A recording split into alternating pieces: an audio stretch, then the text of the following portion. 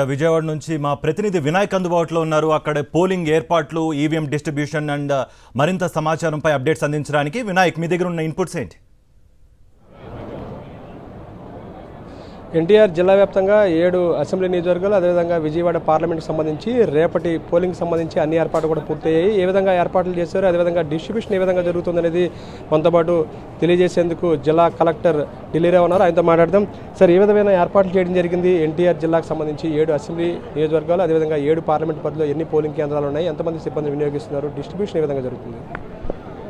So PC-12 విజయవాడకి సంబంధించిన 7 సెగ్మెంట్లు simultaneous elections కాబట్టి మొత్తం మాకు 1+5 అనేది స్టాఫ్ అంతా కలుపుకుంటే సుమారు ఒక 13,500 వరకు పోలింగ్ సిబ్బంది మాత్రమే అనేటువంటి వాడుతున్నాం. సుమారు మాకున్నటువంటి పోలింగ్ స్టేషన్స్ 1792 పోలింగ్ స్టేషన్స్.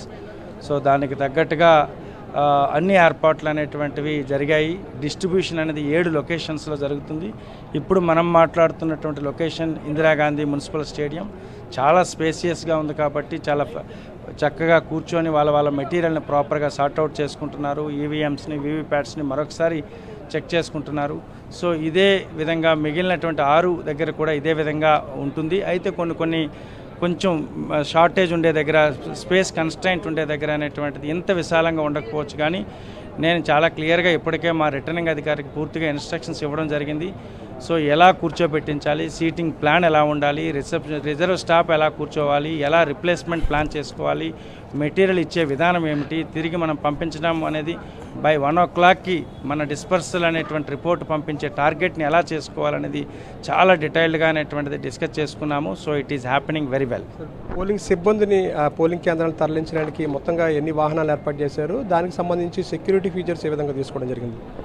అంటే మొత్తం 459 వెహికల్స్ అనేటువంటి ఉన్నాయి. ఆ వెహికల్స్లో మనకి ఇప్పుడు ఈ పోలింగ్ సిబ్బంది అంతా కూడా ఈ 186 రూట్స్ ద్వారా ఈ వెహికల్స్ అన్నీ కలిసి ఈ వెళ్ళడం జరుగుతుంది. సో దానికి తగ్గట్టుగా ప్రతి వెహికల్కి ఎనీవే ఒక ఎస్కాట్ అనేటువంటిది ప్రతి పోలింగ్ స్టేషన్కి ఒకటి ఉంటారు. దెన్ ఒకసారి రీచ్ అయిపోయినాక అక్కడ ఉండాల్సినటువంటి అక్కడ కొంతమంది 1+3 ఆర్మ్డ్ ఫోర్స్ ఉంటారు, కొన్ని దగ్గర 1+5 అనేటువంటిది ఉంటారు. That depends. ఆ స్కేల్ అనేటువంటి ఎలా ఉంటుందంటే అది అబ్నార్మల్ లా అండ్ ఆర్డరా, normal law and order, normal క్రిటికలా ఆర్ మోర్ క్రిటికలా, అవి కూడా ఉంటాయి. ఆల్ 459 వెహికల్స్కి జీపీఎస్లు ఉన్నాయి. 157 సెక్టర్ ఆఫీసర్స్కి కూడా వాటికి కూడా జీపీఎస్లు అనేటువంటి ఉన్నాయి. ప్రతి ఏదైతే ఈవీఎం క్యారీ చేయాల్సినటువంటి ప్రతి వెహికల్కి జీపీఎస్ ఉంది. ఓవరాల్గా 14 నియోజకవర్గాల్లో 100% వెబ్కాస్టింగ్కు ఈసీ అనేది ప్రత్యేక దృష్టి కేంద్రీకరించింది. ఆ 14లో మీ జిల్లాలో విజయవాడ సెంట్రల్ అనేది ఉంది. అక్కడ ఎటువంటి ఏర్పాట్లు చేయడం జరుగుతుంది? ఎస్, మీరు అన్నట్టు దాంట్లో మనకి ఏసీ 80లో 267 పోలింగ్ స్టేషన్స్లో అన్ని దగ్గరలో కూడా చేశాము. లోపల చేశాము, బయట చేశాము. అక్కడ ఉండే 77 లొకేషన్స్ ఉన్నాయి. 77 లొకేషన్స్లో కూడా అండ్ ఒక 10 ఎక్స్ట్రానే మైక్రో అబ్జర్వర్స్ ఇచ్చున్నాము. 77 లొకేషన్స్లో కూడా వీడియోగ్రాఫర్స్ కూడా పెట్టాము. అండ్ 100% పోలింగ్ స్టేషన్స్లో మైక్రో అబ్జర్వర్స్ అనేటువంటిది మనము వెబ్కాస్టింగ్ కూడా ప్లేస్ చేసుకున్నాము. ఆ వెబ్కాస్టింగ్ని ఎప్పటిదెప్పుడు చూడడానికి AC level integrated control room పెట్టుకున్నాము అండ్ డిస్ట్రిక్ట్ లెవెల్లో కంట్రోల్ రూమ్ కూడా పెట్టుకున్నాము. సార్, ఓవరాల్గా జిల్లాలో ప్రశాంతంగా ఎన్నికలు జరిగేందుకు ఎటువంటి చర్యలు తీసుకోవడం జరిగింది? ఎన్టీఆర్ జిల్లా అనేది చాలా ప్రశాంతమైన జిల్లాగా చెప్తారు, కానీ ఒక నియోజకవర్గాన్ని ప్రత్యేకంగా ఈసీ గుర్తించడం అనేది ఇప్పుడు ప్రత్యేకత. ఈ నేపథ్యంలో ఎటువంటి జాగ్రత్తలు తీసుకుంటున్నారు? అంటే మెజారిటీ మాకున్నది ఏంటంటే ఇష్యూస్ ఎక్కడొస్తాయంటే ప్రిసైడింగ్ అధికారులు రూల్ని ప్రాపర్గా ఇంటర్ప్రెట్ చేయడంలో కానీ, పోలింగ్ ఏజెంట్స్ దాన్ని అర్థం చేసుకోవడంలో కానీ అక్కడే మోర్ దాన్ 50% ఇష్యూస్ వస్తాయి. సో అది లేకుండా జాగ్రత్త పడ్డాము. తర్వాత ఎక్కడైతే బయట కావాలని చిన్న వాటికి కూడా అనేటువంటిది వాళ్ళు మాటకు మాట అనుకొని చెప్పి గొడవ రాకుండా దానిని ముందుగానే ఐడెంటిఫై చేసుకొని గ్రామంలో ఏ విధంగా ఉండాలని చెప్పి ఇప్పటికే సో సిఏపిఎఫ్ అనేటువంటిది అటువంటి సెన్సిటివ్ గ్రామాలన్నీ కూడా ప్రాపర్గా అనేటువంటిది వెళ్ళి వాళ్ళందరితో కూడా అనేటువంటి మాట్లాడడం జరిగింది. ఏదైనా పోలింగ్ రోజు ఒకవేళ డిస్టర్బ్ చేస్తే ఖచ్చితంగా క్రిమినల్ కేసెస్, అరెస్టులు అనేటువంటి ఖచ్చితంగా ఉంటాయని చెప్పేసి ఇప్పటికే ఇండికేషన్ ఇచ్చాము. సార్, ఓటర్ గుర్తింపు కార్డుకి సంబంధించి ఓటర్లకు మీరు ఎటువంటి సూచన చేయబోతున్నారు? గుర్తింపు కార్డులకు సంబంధించి అనేక అపోహలు, అనుమానాలు ఉంటాయి. దాంట్లో ఏ కార్డులు తీసుకురావాల్సి ఉంటుంది? అంటే అందరికీ కూడా ఓటర్ గుర్తింపు కార్డు అంటాము, దాన్ని ఎపిక్ కార్డు అంటాము. ఎపిక్ కార్డు అనేటువంటిది ఎప్పుడు పాతదైనా కొత్తదైనా దానికి అది అలవ్ అవుతుంది.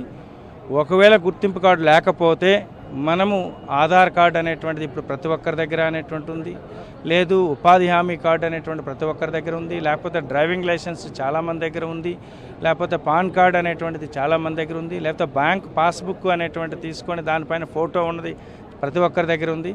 సో మనకి మన ఇక్కడ ఆంధ్రప్రదేశ్లో ఇచ్చినటువంటి రేషన్ కార్డు కానీ రైస్ కార్డ్స్ కానీ ఏవైతే ఉన్నాయో అది ఒక 12లో ఒక డాక్యుమెంట్ కాదు, అది ప్రాపర్గా కమ్యూనికేట్ చేశాము.